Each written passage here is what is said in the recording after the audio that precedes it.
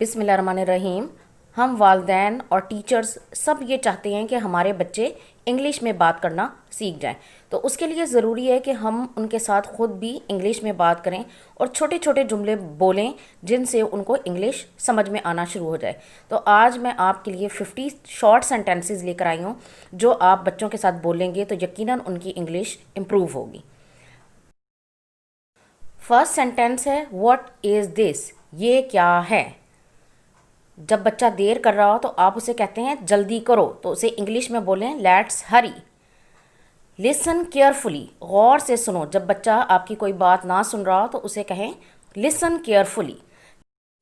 Listen to me, मेरी बात सुनो। जब बच्चा आपकी बात ना सुन रहा हो तब आप उसे ये जुमला इंग्लिश में बोलें। बच्चा कुछ कर रहा हो तो आप उससे पूछते हैं तुम क्या कर रहे हो, तो आप कहेंगे व्हाट आर यू डूइंग। जब बच्चे शोर कर रहे हों तो हम उनसे कहते हैं शोर मत करो, तो यही जुमला आप इंग्लिश में उनसे बोलें डोंट मेक अ नॉइज़।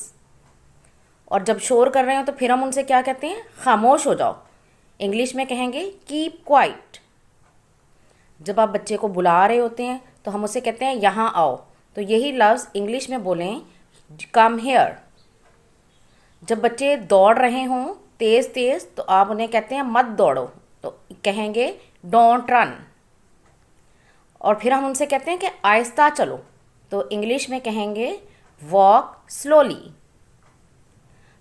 कभी बच्चे तंग कर रहे होते हैं तो हम उनसे कहते हैं कि जाओ अपने खिलौनों से खेलो। प्ले विद योर टॉयज, अपने खिलौनों से खेलो। जाओ और खेलो, तो हम इंग्लिश में कहेंगे गो एंड प्ले। अगर बच्चा रो रहा हो तो हम उसे पूछते हैं कि तुम क्यों रो रहे हो, तो यही जुमला हम उसे इंग्लिश में बोल सकते हैं वाई आर यू क्राइंग। और फिर हम उसे कहते हैं डोंट क्राई, रो मत। अगर बच्चे से काम ना हो रहा तो हम उसे कहते हैं दोबारा कोशिश करो, ट्राई अगेन। अगर बच्चे को हम कहीं जाने के लिए तैयार कर रहे होते हैं तो हम उससे पूछते हैं क्या तुम तैयार हो, आर यू रेडी। यही जुमला इंग्लिश में बोलें तैयार हो जाओ। जब बच्चों को कहें तैयार हो जाओ, गेट रेडी। किताब पर देखो, जब हम उन्हें पढ़ा रहे होते हैं तो कहते हैं किताब पर देखो, लुक एट द बुक। मेरी तरफ देखो, लुक एट मी। अगर बच्चे से कोई गलती हो जाए तो आप उसे कहते हैं कोई मसला नहीं, नो प्रॉब्लम। क्या मसला है, तो उसे कहेंगे what is the problem. I know, आपको कोई बात पता होती है तो आप कहती हैं मुझे पता है, मैं जानती हूँ, तो कहेंगे आई नो। क्या तुम जानते हो, डू यू नो। बच्चे को उठाने के लिए हम कहते हैं उठ जाओ, तो इसे इंग्लिश में कहें गेट अप। जब बच्चा कोई गलत काम कर रहा होता है तो हम उसे कहते हैं ये मत करो, डोंट डू दिस।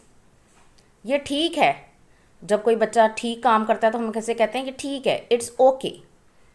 खड़े हो जाओ, स्टैंड अप, खड़े हो जाओ। ये खाओ, तो हम उसे कहेंगे ईट इट। मत कूदो, छलांगे मत लगाओ, डोंट जंप। सिट डाउन, बैठ जाओ, आराम से बैठ जाओ। नेवर डू दिस, ये काम कभी मत करना। ब्रश योर टीथ, अपने दांत साफ करो। कट योर नेल्स, अपने नाखून काटो। वॉश योर हैंड्स, अपने हाथ धो लो। डोंट टच इट, इसे मत छुओ। बी केयरफुल, ध्यान से। जब बच्चा कोई शरारत कर रहा हो तो हम कहते हैं बी केयरफुल। टेक बाथ, नहा लो। टेक इट, इसे ले लो। कोई भी चीज़ दें तो उसे कहें टेक इट, मुझे दो, गिव मी, ये चीज़ मुझे दो। तो ये हैं चंद जुमले जो आज हमने पढ़े हैं।